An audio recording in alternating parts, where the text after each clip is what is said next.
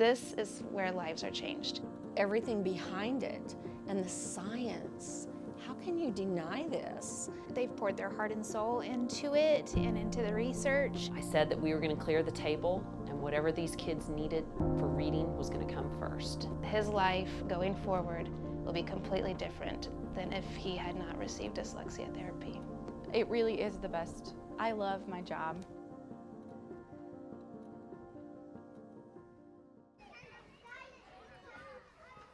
I grew up in Cimarron. I've only lived away from here for 5 years. I taught kindergarten, half days, and then I taught first grade for 12 years. During my first grade, I would send students to the remedial reading teacher, and they would come back and they maybe colored a pretty page or something while they were there. And I'm like, I think I could have spent my time better with those students. And so there was an opportunity for me to try. Through everything I was learning, I knew it was all about early intervention.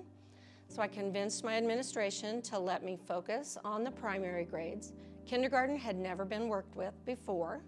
And I'm like, why do we let them get a year behind before we start working with them? So they let me start working with kindergarten, and I filled my day with kindergarten through third grade. I tried lots of things over the years. I mean, every training that came out, I'm like, oh yeah, I'll learn about that.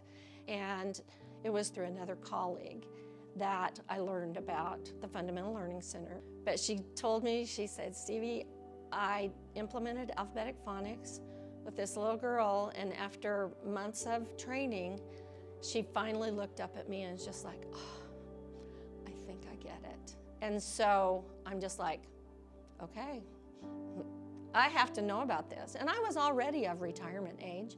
But I wasn't ready to stop working yet. And I'm like, I can't not move forward with something that I think is going to be helpful.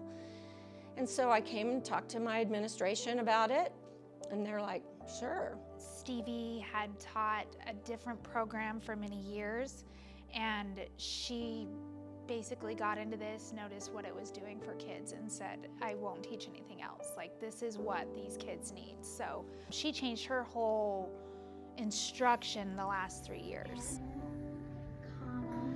Final position. I mean, I had total support for my principal and my superintendent to say, yes, you can do this. Who else do you know that might want to do it? A takes I and E. C takes the other three. A, O, U, and any continent. I was taking classes in gifted education and looking at doing that the next year when my good friend Stevie Coles said, hey, I've been talking to Dr. Waters, our administration, about getting someone to help me out with small group reading, and I would love for you to come take this really cool class that I've heard about, and it's called Alphabetic Phonics, and I really didn't know much about it, but I said, sure, go for it. So I've had some I've worked with for a year, and they've been able to just fit right back into the classroom and have not needed anything else.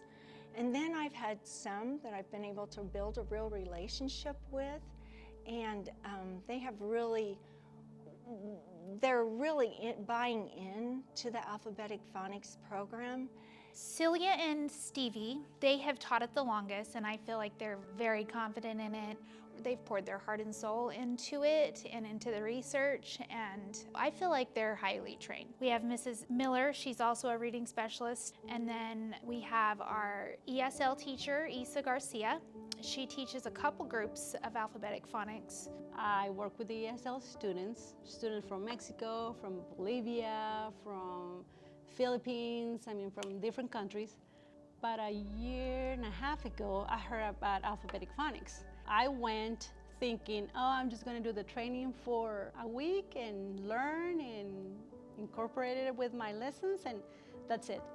Well, after being there, I was like, no, I want to go all the way. I want to continue with this. I like it a lot. Within the first day that we were there, I was like, I'm coming back. I do my ESL first thing in the morning, and then they come back with me, and then we do alphabetic phonics. I try to keep them separate, but at the same time, when I'm doing ESL with all the vocabulary, I can tell them, okay, remember when we do in alphabetic phonics? You know, the coding and the reading. I can do it in English and Spanish and kind of guide them through what's coming in the future just to move with the other teachers.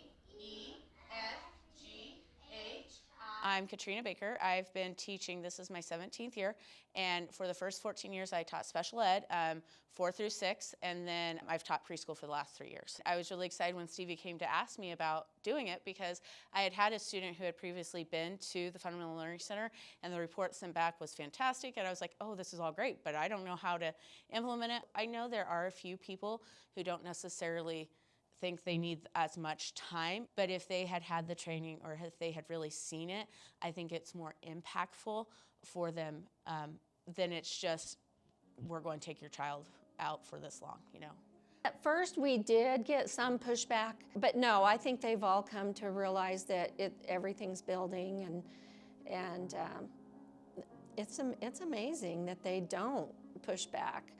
I'm Corey Lopez, and I teach kindergarten. I do feel like that's a hard thing for teachers to let go of. They're not going to be in my class for my whole group instruction or for my small group, but when they're getting what they need, we're going to see them succeed. I found that it's actually beneficial when the students leave my phonics time for the alphabetic phonics time. That way we don't have conflicting vocabulary. We have the best intervention teachers ever. And so now we're at the problem, it's actually the opposite, to where the other kids are disappointed that they don't get that pull out. Before the last 4 years, we've had alphabetic phonics, but only for the students that are in intervention.